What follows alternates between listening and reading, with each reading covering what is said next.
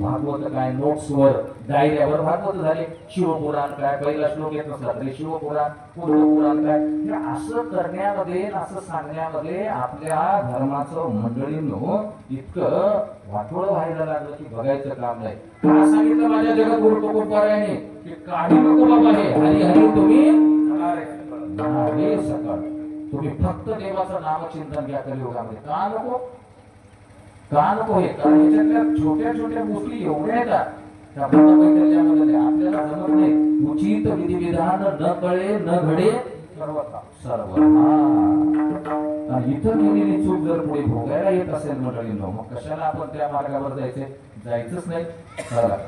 तुम्हाला आम्हाला इथं केलेल्या चुकीला 3 टप्प्यामध्ये जर भोगायला येत असेल तर इथं चूकच करायची नाही. तुम्हाला मला देव मार्ग पाहिजे. आपला विषय असा चालू आहे, गरुड पुराण सांगते इथून गेल्यानंतर पुढे देव मार्गाने जायचं असेल तर भगवंताचं नामचिंतन आहे. बाकी दुसरं काही या सत्याच्या युगामध्ये तरी काही साधन आपल्याला करायला जमणार नाही. बघा सहज सांगतो मी झाली तर तुम्ही घरी आल्यावर आपण चर्चा करू. मी 3 वर्ष झालं मी एक व्रत करण्याचा प्रयत्न करायलो. मला गरजेचं आहे ते आमच्या कुळाला गायत्री पुरस्चरण, सूर्यनारायणाचा जो मंत्र आहे ना त्याचं पुरस्चरण करायचं आहे. ते व्रत आहे मोठे आमच्यासाठी.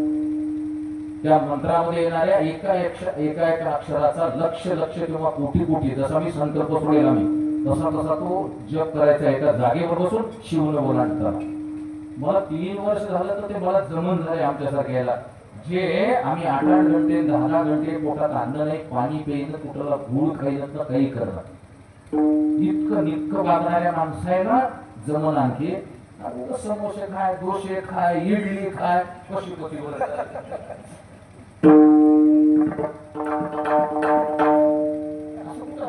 त्याच्यापेक्षा आपण हरी हरी तुम्ही म्हणाले भगवंताचं नामचिंतन घ्या, विषय संपला. विठाला विठाला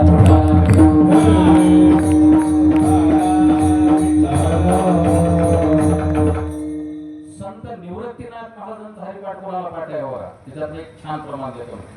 आणि कमी विचार करू नका